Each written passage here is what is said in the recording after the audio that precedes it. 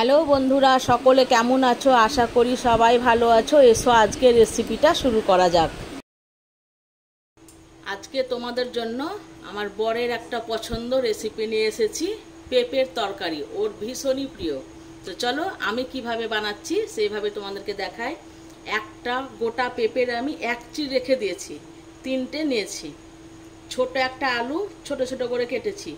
পরিমাণ মতো সরষের তেল নিয়েছি, 1 চামচ গরম মশলা, পরিমাণ মতো লবণ, আর এখানে 1 চামচ আদা বাটা, 1 চামচ জিরে গুঁড়ো, 1 চামচ ধনে গুঁড়ো, 1 চামচ হলুদ গুঁড়ো আর 1 চামচ চিনি একসাথে আমি জল দিয়ে গুলে রেখেছি। আর এখানে আমি 4টে কাঁচা লঙ্কা কুচি করে কেটেছি, একটা তেজপাতা, অল্প কিশমিশ 15-16টা মতন, আর 1 চামচ গোটা জিরে, হাফ চামচ আর কি, আর একটা মালয়ের অর্ধেকেরও একটু সামান্য কম নারকেল কুড়া। এই পেঁপেগুলোকে আমি গ্রেটারের সাহায্যে গ্রেট করে নেব।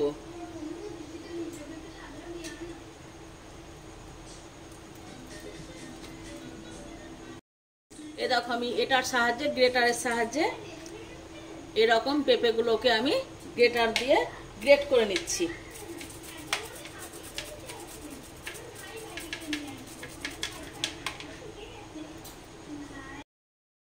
এরকম এমনি করে আমি গ্রেটারের সাহায্যে সবগুলোই গ্রেট করে নিলাম।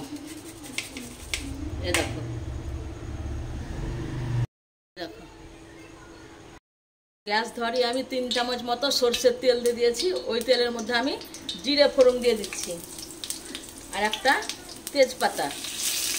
1 সেকেন্ড মতন ভেজে নেব।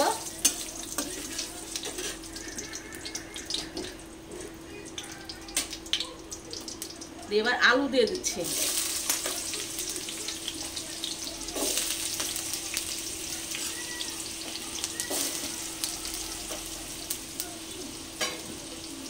আলুটাকে লাল লাল করে ভেজে নেব। আলুটা ভাজা হয়ে গেছে। এবার আমি ওর মধ্যে মশলাটা দিয়ে দিচ্ছি।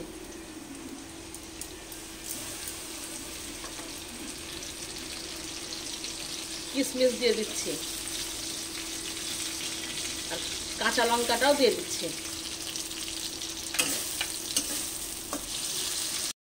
বাটি ধুয়ে একটু জল দিচ্ছি, যে ভালো করে মশলাটাকে কষে নেব।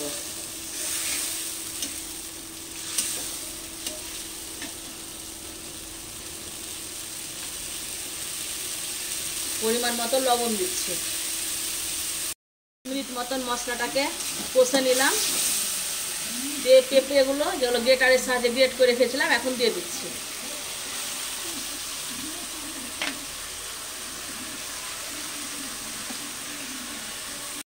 আঁচটাকে মিডিয়াম করে দেব, দিয়ে ঢাকা দিয়ে দিয়ে এখন কষে নেব পেঁপেটাকে।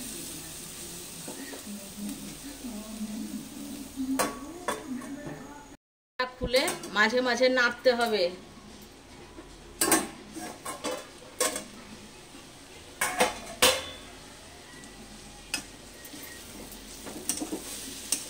এরকম করে মাঝে মধ্যে নাড়তে হবে।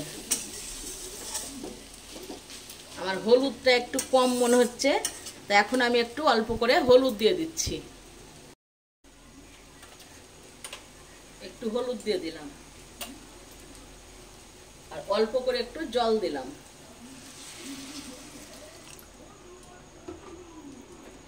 দিয়ে ভালো করে নাড়াচাড়া করে আবারও ঢেকে দেবো এটাকে।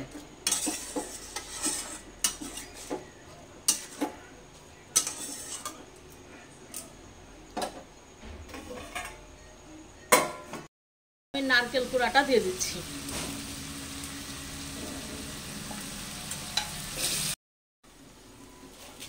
এবার 2 চামচ চিনি দিয়ে দিচ্ছি আর একটু জল দিয়ে দিচ্ছি।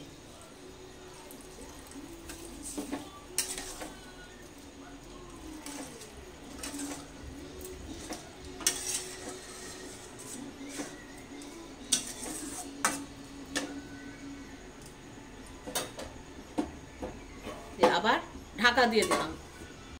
এই সময় আমি তেজপাতাটাকে উঠিয়ে ফেলে দিচ্ছি। দিয়ে গরম মশলা গুঁড়োটা দিয়ে দিচ্ছি।